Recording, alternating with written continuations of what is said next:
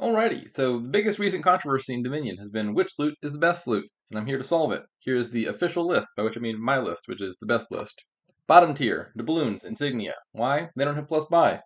Are the effects worse than plus buy? Not necessarily. They just happen to be in a pile full of cards that mostly say plus buy.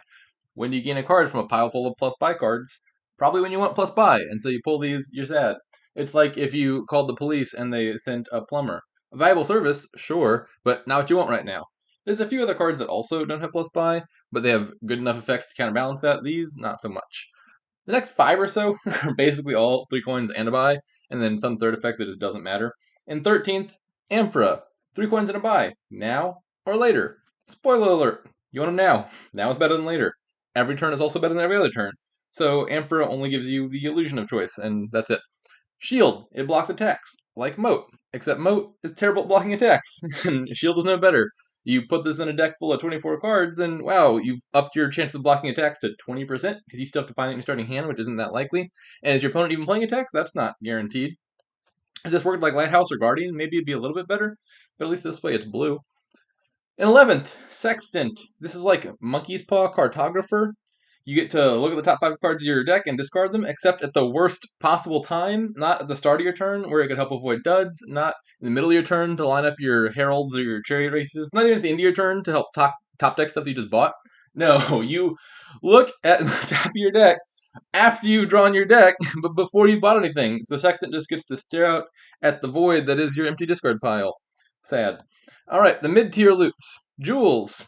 It anti-schemes itself, which is kind of nice because you want treasures at the bottom. I think that's enough to keep it out of the bottom tertile. That sounds like a Pokemon, but I'm pretty sure that's the right word. 9th, Orb. Play a card from discard pile. In theory, a pretty good effect, especially if you can play an action in your buy phase. Lots of nuanced and interesting stuff happens when you do that. But what's the catch? Orb is unique among the loots in that you have to choose between 3 coins and a buy and the third effect. So basically, you pick A or B, thematic. But in practice, it means you don't use the effect very often because there's a very high opportunity cost, and so it only seldom does anything else but give you 3 coins and a buy. And occasionally, there's really nice stuff. The median loot, Endless Chalice. I think this one's controversial. A lot of folks seem to hate it a lot. If I were to summarize the main objection I hear, 1 is less than 3. To me, that sounds like the Aryan heresy. Sure, this card is pretty bad if you pull it late, like on the last turn, it's just a copper, but it's also one of the best loots to get early. Again, loots are good for being plus buy, and Endless Chalice is like the best plus buy loot because you play it once, then you got plus buy covered forever. Also, just by analogy, most of the loots are like golds. Endless Chalice is like a treasury, and treasury's not like a great card or anything, but it's better than gold, so there's that. 7th, Figurehead. Conspicuously lacking plus buy, which is a big red flag. And it's a duration card, which is a big orange flag. And not in the fake way that the last 3 duration cards are like technically duration cards where they're orange, but you get to play them every turn anyway. Figurehead, you're only getting the effect every other turn at absolute maximum. So why is it still in the top half? Well, because it draws cards, and drawing cards is really good. And drawing cards at the start of your turn is the best time to draw cards. And so you overlook its toxic traits. 6, Puzzle Box. This effect is never amazing, but it's just generally pretty helpful most of the time, so it's a nice flexible card.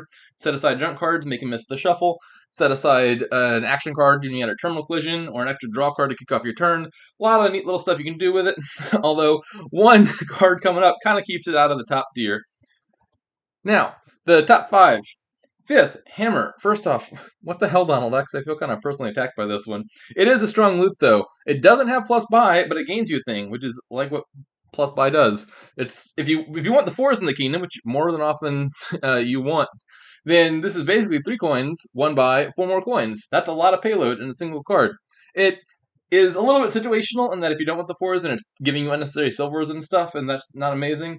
And it doesn't have true plus buy, so it can't buy additional provinces and stuff, and so there are limits, but when you want the payload, it's a lot of payload.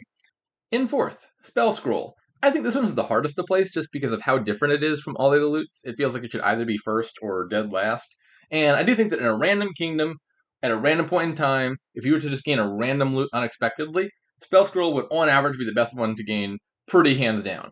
And that's just by the design of Dominion. Most of the loots are pretentious golds. Spell Scroll is any action your heart desires. And most kingdoms, the high value actions are way better than gold. And so Spell Scroll wins out.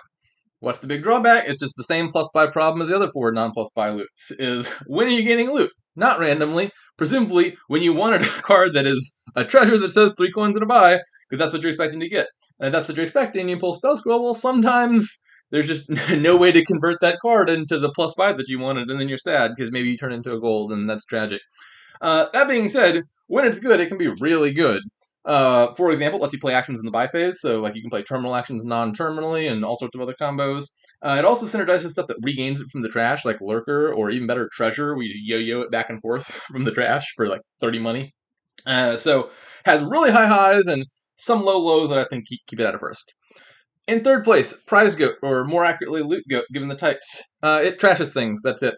Thinning is winning. If you pull it with no trashing, well, that's amazing. If you pull it with trashing, well, chances are you still have some coppers and stuff floating around that it helps to clean up. Or if you're getting junked, it can deal with curses as you come in. It's just kind of nice having trash a card stapled onto something you wanted anyway. So it's third. Number 2, Sword, the bad boy of the loots. Honestly, the way this one bullies Puzzle Box is just kind of evil. Oh, you set aside an extra card thinking you're going to get a 6-card hand next turn? Nope, back down to 4. And not just Puzzle Box either. It does this to a lot of stuff.